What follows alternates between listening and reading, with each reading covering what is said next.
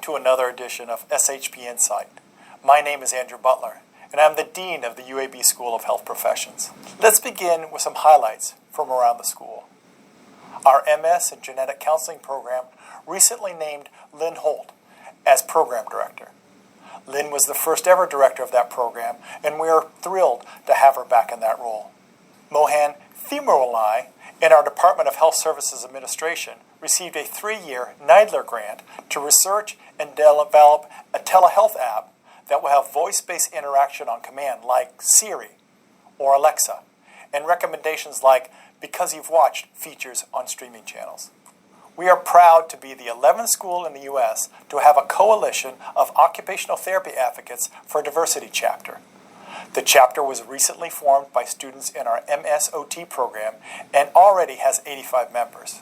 Now it's time to look inside our Office of Academic and Faculty Affairs and how they support you.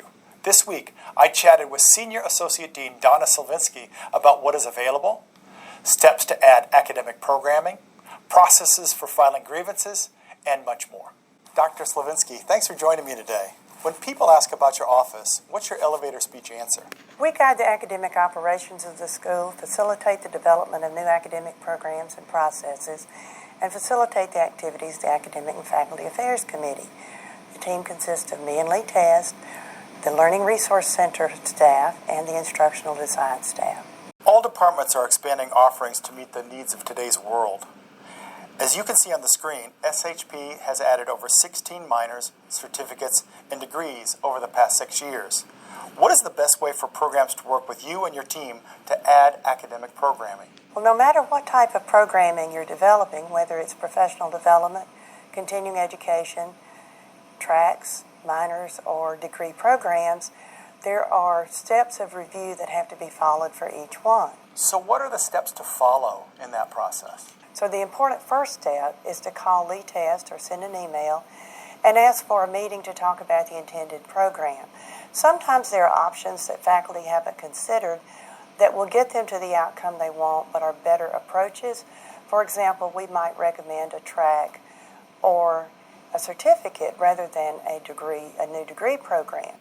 Once we've chosen the most appropriate format for the program, then we can talk about how you develop the written proposal, set a timeline for going through the review process, and prepare for implementation.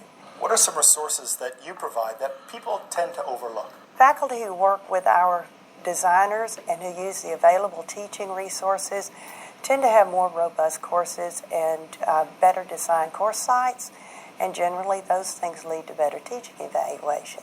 Whether in the classroom or online learning, dynamic tools are so important. Please explain how your instructional design team helps faculty. Both Rebecca and Courtney are very skilled at using all of the tools in the Canvas Learning Management System, and they're very skilled at teaching faculty how to use those tools effectively. They also have the ability to create videography with the LRC staff and to edit those activities so that they provide a much more dynamic course site for instead of static course materials. We have a Faculty Affairs Committee that serves as a forum to serve the interests of our faculty. How do they work together with faculty and your office? The Faculty Affairs Committee is composed of faculty from all 5 departments who are elected by those departments as representatives. The Faculty Affairs Committee basically is a communication liaison between the faculty and the dean of the school. They can also advise faculty on preparing their portfolios for promotion and tenure. They can advise on university policy, and they can talk about faculty behaviors and ways to advance in the system. Well, you clearly have a very important role, and your office has a very important role in the school, and I value all the work that your team does. Thanks for joining us today. If you have news to share or a profile idea, email us the details for consideration. Next month, we chat with Dr. Ted Bertrand, Assistant Dean for Undergraduate Research, about students taking their work from the classroom to the lab and beyond. I hope you will join me then, and I thank you for joining me today. So long, and go Blazers.